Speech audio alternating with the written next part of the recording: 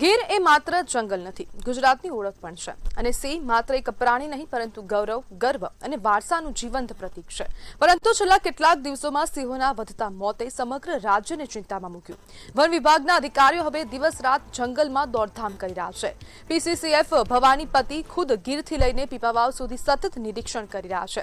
રાત્રિના અંધકારમાં પણ સિંહબાળ અને સિંહોના ગ્રુપ પર નજર રાખવામાં આવી રહી છે. દરેક હલચલ, દરેક મૂવમેન્ટ અને દરેક સ્વાસ્થ્ય ચકાસણી પર ખાસ ધ્યાન અપાઈ રહ્યું છે. જસાદર એનિમલ કેર સેન્ટરમાં 22 સિંહોને આઇસોલેશનમાં રાખીને સતત સારવાર અને મોનિટરિંગ કરવામાં આવી રહ્યું છે. વન વિભાગની ટીમો હાઈ એલર્ટ પર છે, કારણ કે વાત માત્ર સિંહોની નથી, પરંતુ ગીરની ઓળખ અને ગુજરાતના ગૌરવની છે. હવે સૌની નજર એક જ પ્રશ્ન પર છે: ગીરના ગૌરવ સમાન સિંહોને સુરક્ષિત રાખવામાં વન વિભાગ કેટલું સફળ થાય છે. ગુજરાત પ્રાર્થના કરી રહ્યું છે કે જંગલનો રાજા ફરી તંદુરસ્ત અને સુરક્ષિત રહે. અને જે વાયરસની હાલ આશંકા વ્યક્ત કરાઈ રહી છે, તે વાયરસને લઈને ક્યાંક ને ક્યાંક હવે વન વિભાગ ખૂબ એલર્ટ છે. આસપાસના વિસ્તારોમાં સતત નિરીક્ષણ થઈ રહ્યું છે. વન વિભાગના ઉચ્ચ અધિકારીઓ, પીસીસીએફ જેવા અધિકારીઓ પણ હાલ મેદાનમાં ઉતરી પડ્યા છે. સતત જંગલમાં નિરીક્ષણ કરવામાં આવી રહ્યું છે. ખાસ કરીને બાળ સિંહો પર વધારે નજર રખાઈ રહી છે. સિંહોની દરેક ગતિવિધિ, ખોરાક, વર્તન, આરોગ્ય પર હવે વન વિભાગની નજર છે. અને આજ મુદ્દે આપણી સાથે ચર્ચા કરવા માટે સિંહ પ્રેમી મયંકભાઈ જોડાઈ ગયા છે. મયંકભાઈ, સિંહોના સતત મોતને તમે કેવી રીતના જોઈ રહ્યા છો?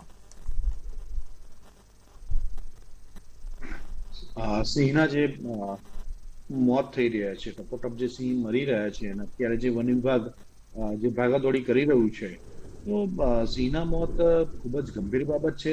કારણ કે વર્ષ 2018ની અંદર આપણે 30 જેટલા સિંહ ખોઈ બેઠા હતા, અને 30 જેટલા સિંહોને કેપ્ટિવિટીમાં રાખ્યા હતા. એના પછી છોડવામાં પણ નથી આવ્યા. તો એ પ્રમાણે આપણી જોડે 891 એટલે કે 900 જેટલા સિંહ છે, અને આટલું મોટું વન વિભાગ છે. અને એકવાર આપણે અનુભવ કરી ચુક્યા છે 2018 થી લઈને અત્યાર સુધીમાં આપણે ઘણી વાર બબેશિયા, સીડીવીનો અનુભવ કરી ચુક્યા છીએ. તો ત્યારે વન વિભાગ જે આ કર્યું છે, અને અત્યારે જે ભાગાદોડ ચાલી રહી છે અને સિંહોને બચાવવાની કવાયત જે ચાલી રહી છે, એ વન વિભાગની હું એની માટે સરાહના કરીશ કે વન વિભાગ ખૂબ સારું કામ અત્યારે કરી રહ્યું છે.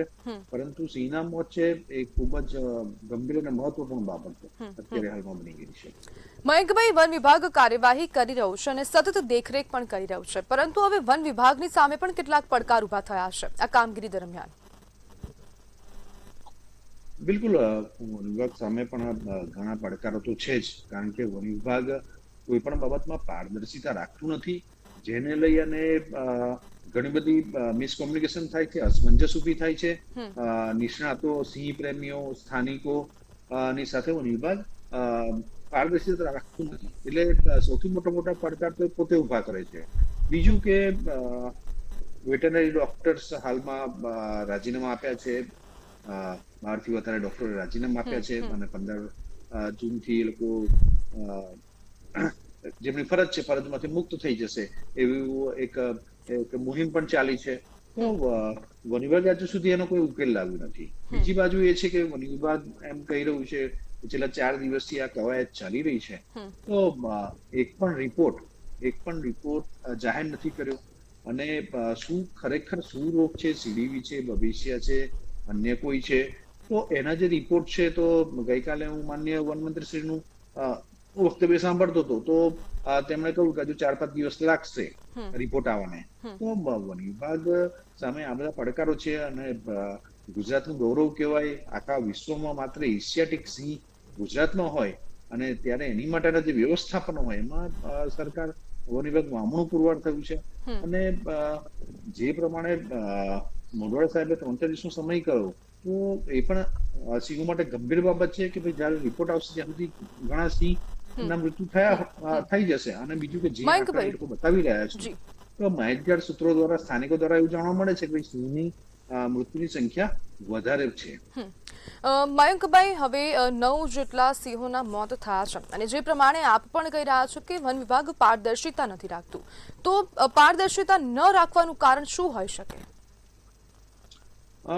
વન વિભાગ ઢાક પીછોડ કરવામાં વધારે સમય વ્યતીત કરે છે.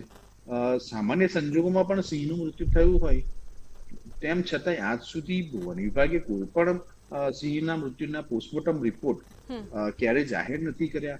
બીજું કે અત્યારે આટલી મોટી પરિસ્થિતિ ચાલી રહી છે, આટલી ગંભીર જે પરિસ્થિતિ છે, દુનિયાભરના સિંહ પ્રેમીઓ ચિંતિત છે. ઘણા બધા જે નિષ્ણાતો છે એ પણ ચિંતામાં છે.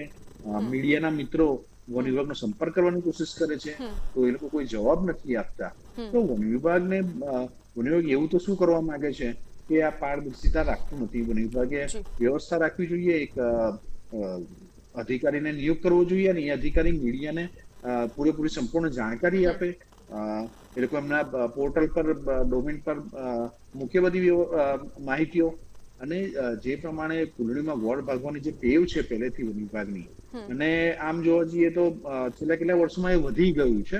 એટલે રાજકીય દિશા નિર્દેશથી વન વિભાગ કામ કરી રહ્યું છે. વન વિભાગે પોતે સમજવાની જરૂર છે કે વન વિભાગ વન્યજીવો માટે કામ કરવા જઈ રહ્યું છે, નહીં કે કોઈ નેતાની કે સરકારની ચાંપલુસી કરવા માટે, કે ભાઈ આની અંદર સિંહોને કઈ થઈ જાય તો સરકાર નિષ્ફળ છે, વન વિભાગ નિષ્ફળ છે એવું દર્શાવાશે, એટલા માટે આપણે આંકડા જાહેર નથી કરવા, આપણે એને મેનેજ કરી લઈશું. તો આ બધી જે વાતો વન વિભાગ કરે છે, એમના પોતાના કર્મચારીઓના મોબાઈલ ફોન આ લોકો ચેક કરે છે કે કોણ માહિતી બહાર મીડિયાને લીક કરે છે. તો વન વિભાગે સમજવાની જરૂર છે કે ભાઈ અમારા જેવા જે ગીર વિશે જાણકાર વ્યક્તિઓ છે, જે અને મીડિયાના મિત્રો છે, તો એમના સંપર્કો છે જ. તો અને વર્ષોથી સિંહ પર કામ કરતા લોકોને તરત ખબર પડી જ જાય છે કે ભાઈ આ રેન્જમાંથી આટલા સિંહ ઓછા થાય, આ રેન્જમાં આ કામ ચાલી રહ્યું છે, તો એ તો જગ જાહેર વસ્તુ છે. તો આને ઢાળ પીછોડ કરવાનો કોઈ મતલબ નથી થતો. વન વિભાગે આમાં તાત્કાલિક એક અધિકારી નિયુક્ત કરવું જોઈએ, મીડિયાની સાથે સંપર્ક કરવો જોઈએ, સ્થાનિકોનો સાથ સહકાર લેવાની જરૂર છે. બિલકુલ મયંકભાઈ, જોડાવા બદલ આપનો આભાર.